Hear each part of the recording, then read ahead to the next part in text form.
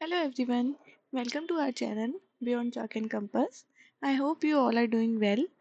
So I am Kritika, ठीक है and आज से हम एक न्यू सीरीज स्टार्ट कर रहे हैं for all Sanskrit students, for those students जिन्होंने अभी अभी न्यू फ्रेश संस्कृत उनका सब्जेक्ट अभी अभी इंट्रोड्यूस हुआ है इन द क्लास 5th और 6th, ठीक है।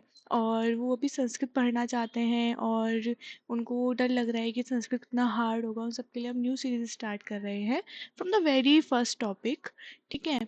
हम उसको बहुत डिटेल से पढ़ेंगे, हम उसके एक्सरसाइजेस सॉल्व करेंगे और अच्छे से हम पूरा कवर करते हुए चलेंगे पूरे सिलेबस को। ओके, सो स्टार्ट करते हैं। फर्स्ट टॉपिक जो हमारा होता है वो है हमारा संस्कृत वर्णमाला का, ठीक है। हम सबको पता है जिस जिस तरीके से हमारी हिंदी वर्णमाला होती है वैसी हमारी संस्कृत की भी वर्णमाला होती है, ठीक है। आपने मैं एक्सपेक्ट करती हूँ कि आपने हिंदी की वर्णमाला पढ़ी होगी जिसमें आपको ह्रस्व दीर्घ स्वरों के बारे में, व्यंजनों के बारे में पता होगा, है ना। कोई बात नहीं, नहीं भी पता होगा तो नो वरीज, हम आज समझ लेंगे उस चीज़ को, ठीक है।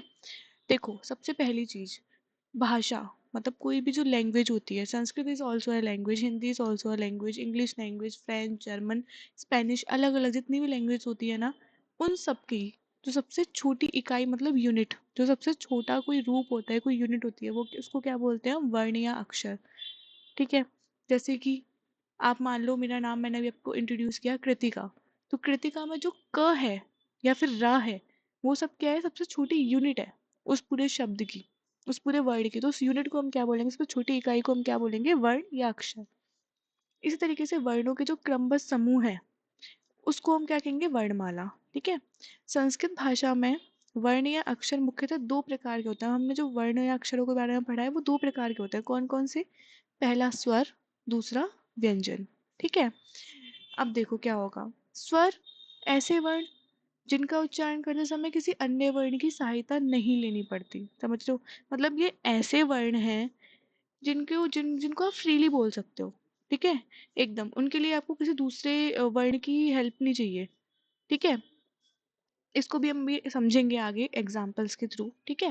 जैसे कि आप देखो संस्कृत वर्णमाला में एक और चीज मेन इंपॉर्टेंट पॉइंट है, देखो मैंने हाईलाइट किए हुए हैं सारे इंपॉर्टेंट पॉइंट्स ना, तो उनको जरूर आप लोग अगर नोट्स भी बना रहे हो बेटा तो इन सब लाइंस को आपको लिखना है। ऐसे देखो, भाषा की सबसे छोटी इकाई वर्ण, डेफिनेशन हो गई।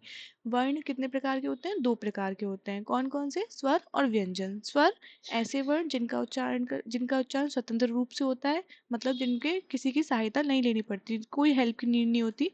फिर देखो स्वरों की संख्या टोटल कितनी होती है, 13 होती है। कितनी होती है हमारे स्वरों की संख्या? 13 होती है, ठीक है।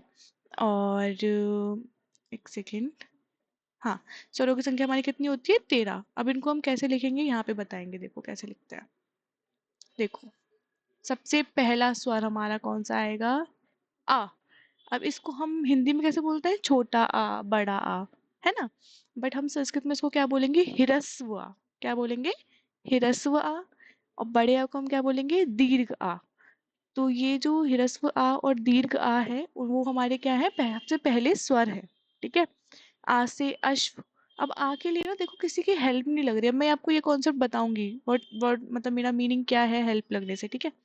बड़े आ से आम्रम हो गया, ई से इंदु हो गया, दीर्घ ई से ईशः हो गया। ऐसे देखिए अलग अलग वर्ड। ऊ से ऊष्ट हो गया मतलब ऊंट। बड़े ऊ से ऊन मतलब दीर्घ ऊ से ऊन हो गया ऊन। री से ऋषि और बड़ी री से रिकार। अब आप री भी देख रहे हो, जो हमारी ऋषि वाली री होती है वो भी दो प्रकार की होती है, हिरस्व और दीर्घ, ठीक है। इसी तरीके से हम आगे चलते हैं। एक हमारे संस्कृत में जो कि आपने हिंदी में नहीं पढ़ा है और ना ही होता है, लिरी होता है। लिरी, लिरी इज ऑल्सो अ स्वर वर्ण, ठीक है।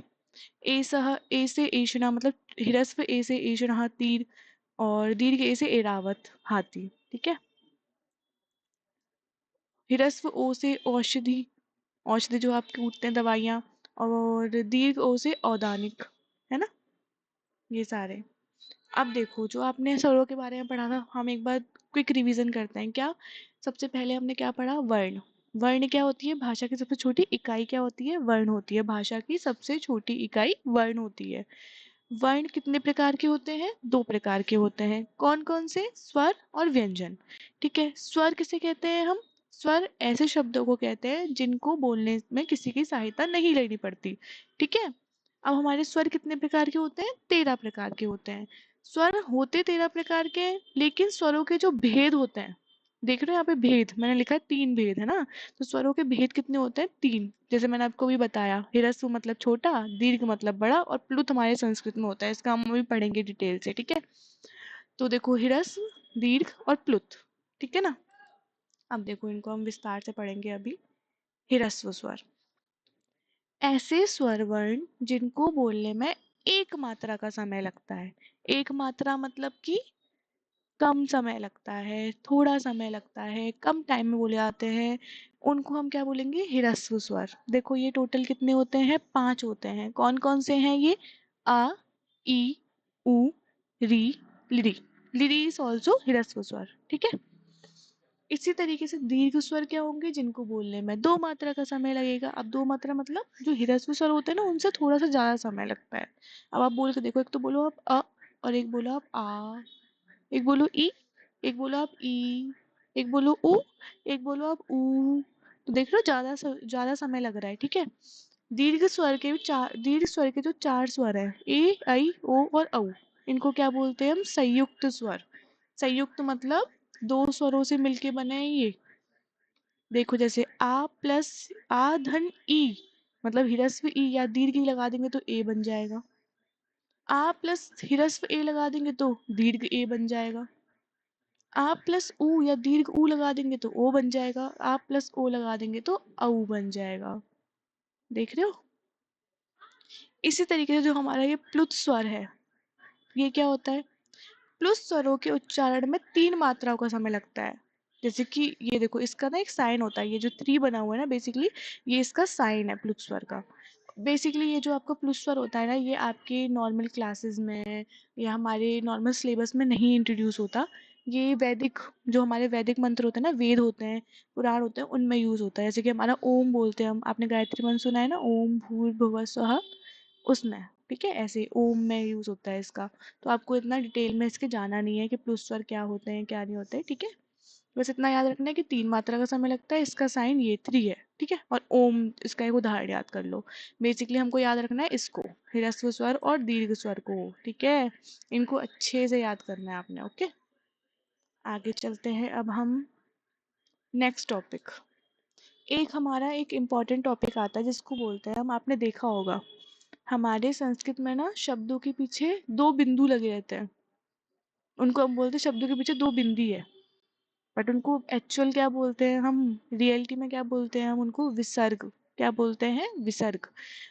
तो और एक और बिंदु होता है, जैसे कि ये ऊपर जो बिंदी लगी होती है, जो ऊपर बिंदी लगी होती है, जैसे अंत में लगी है, अंश में लगी है ना, इनको बोलते हैं हम अनुस्वार।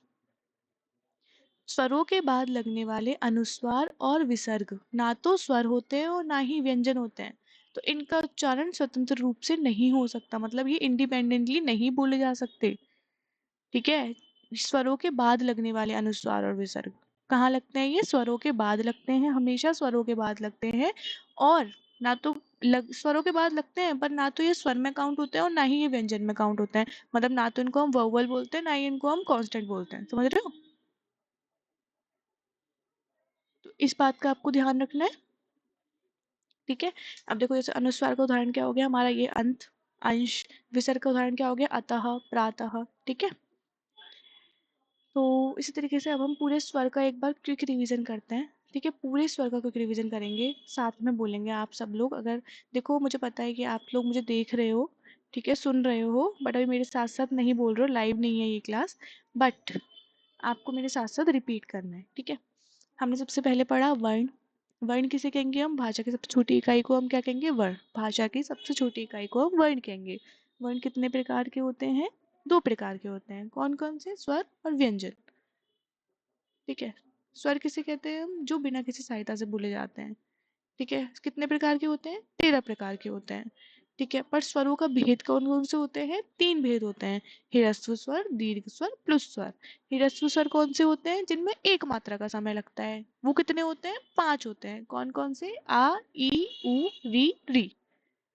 दीर्घ स्वर कौन से होते हैं? 2 मात्रा का समय लगता है। कौन कौन से होते हैं? आ, ई, उ, री, ए, ऐ, ओ, औ। 8 होते हैं। दीर्घ स्वर में भी 4 स्वर ऐसे हैं जिनको हम संयुक्त स्वर कहते हैं। जो दो स्वरों के योग से मिलते हैं, ठीक है।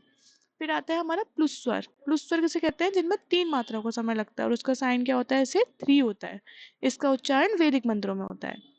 फिर हमने पढ़ा हमारा अयोगवाह। अयोगवाह किसको बोलेंगे? स्वर के बाद लगने वाले अनुस्वार और विसर्ग, जो ना तो स्वर होते हैं और ना ही व्यंजन होते हैं, पर इनका उच्चारण स्वतंत्र रूप से नहीं होता, ठीक है। आज की क्लास को हम अभी इतना ही रखते हैं, ठीक है। आगे हम व्यंजनों वाला टॉपिक को नेक्स्ट क्लास में कंटिन्यू करेंगे। तो आपको कंसिस्टेंट रहना है साथ में, ठीक है। छोटी छोटी ऐसी ही वीडियोस मैं अपलोड करूंगी, आपको ध्यान देते रहना है। और ये टॉपिक बेसिकली संस्कृत वर्णमाला का टॉपिक बच्चों को क्लियरिफाई नहीं हो पाता है स्टार्टिंग से, और बेस ही वीक हो जाता है बच्चों का, ठीक है। तो हम बेस को बनाते हुए चलेंगे, बहुत ही इजी इजी करते हुए। तो आपको अच्छे से ध्यान देना है और अच्छे से पढ़ना है, ठीक है। Thank you so much.